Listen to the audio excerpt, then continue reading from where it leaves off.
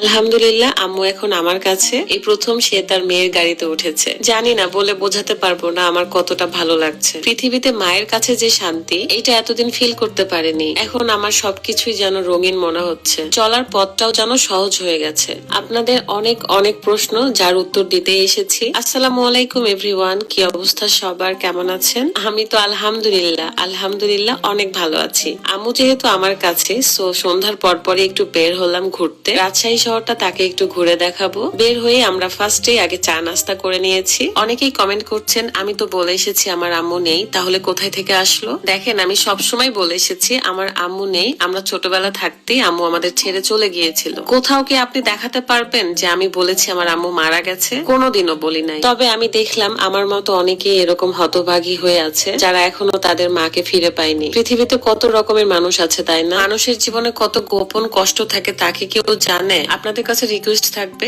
আপনারা আমার বাবা মাকে নিয়ে কোনো ধরনের বাজে মন্তব্য করবেন না। যেহেতু এতদিন পর পেয়েছি, আপনাদের সাথে শেয়ারও করেছি, সো কোনো একদিন সে লম্বা কাহিনী শেয়ার করব। আম্মুর খুব ইচ্ছা করছিল ফুচকা খেতে, তাই চলে এসেছিলাম তারফে। তাকে কিভাবে খুশি করা যায় সেটাই আমার মনের ভেতর সবসময় কাজ করছিল। মা তো মাই হয়, তাই না? আচ্ছা চলেন আপনাদের সাথে একটা ইম্পর্টেন্ট বিষয় শেয়ার করি। আমি কিন্তু আপনাদের সবার সব কমেন্টই পড়ি, এন্ড পড়ে খুব ভালো লাগছিল যে আপনারা অনেকেই দোয়া করছেন, অনেকেই খুশি হয়েছেন, অনেকেই কান্না করে দিয়েছেন আমার মতো। আবার অনেকেই দুঃখ প্রকাশ করেছেন যে আপু আমি আজও অপেক্ষায় আছি কিন্তু পাই নাই। আল্লাহ আপনাদের ভালো রাখুক, আপনাদের হারানো মানুষটাকে ফিরিয়ে দিক। রাজশাহী তারফ রেস্টুরেন্টে আমরা অনেক ধরনের ফুচকা অর্ডার করেছিলাম, তাও আবার আম্মুর পছন্দের। দেখলাম যে তারফ রেস্টুরেন্টের সামনে মটকা ফালুদার একটা স্টল ছিল, যেখানে দেখে আমার লোভ লাগছে। ভাবলাম যে এই খুশির দিনে আম্মুকে মটকা ফালুদা খাওয়ানো যায়। মাত্র 100 টাকা, আর এত মজার ছিল।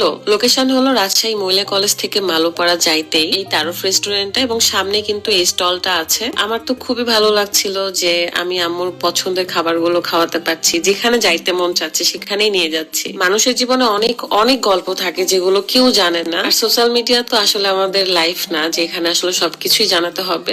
জাস্ট ব্লগিং এর ক্ষেত্রে কখন কোথায় যাই কি করি সেগুলোই আপনাদের সাথে শেয়ার করা হয়। আর যারা রোস্টার বা পোস্টে ভিউ পেতে চায়, তারা শুধু উল্টাপাল্টা মানে তিল থেকে তাল বানিয়ে পোস্ট করে। প্রথম দিনেই আমি আম্মুকে তাদের সাথে দেখা করিয়েছি যারা আমার খুব আপন। তার মধ্যে মালিয়া আপু একজন, দেখতে খুবই সুন্দর লাগছিল আজকে, মাশাআল্লাহ। এমনিতেই সে সুন্দরী, আর সে তো ভীষণ খুশি হয়ে গিয়েছে আম্মুকে এখানে নিয়ে এসেছি। তারও রেস্টুরেন্ট আমার কাছে ভীষণ ভালো লাগে, আর তার ওনারও বেশ সুন্দরী, তাই না? দুইজন মিলে কি কি যে গল্প করতেছিল, মানে মনে হচ্ছে আমার মালিয়া আপু আম্মুর মেয়ে। শুধু এতটুকু বলবো, আমি যে হারানো মানুষটাকে ফিরে পেয়েছি এটার জন্যই আপনারা দোয়া করবেন, খুশি হয়েন, কোনো ধরনের ব্যাড কমেন্ট করেন না। মনে করেন আপনাদের ফারহানা বিথি আপু তার মাকে পেয়েছে। দোয়া করবেন সবাই। আল্লাহ হাফেজ।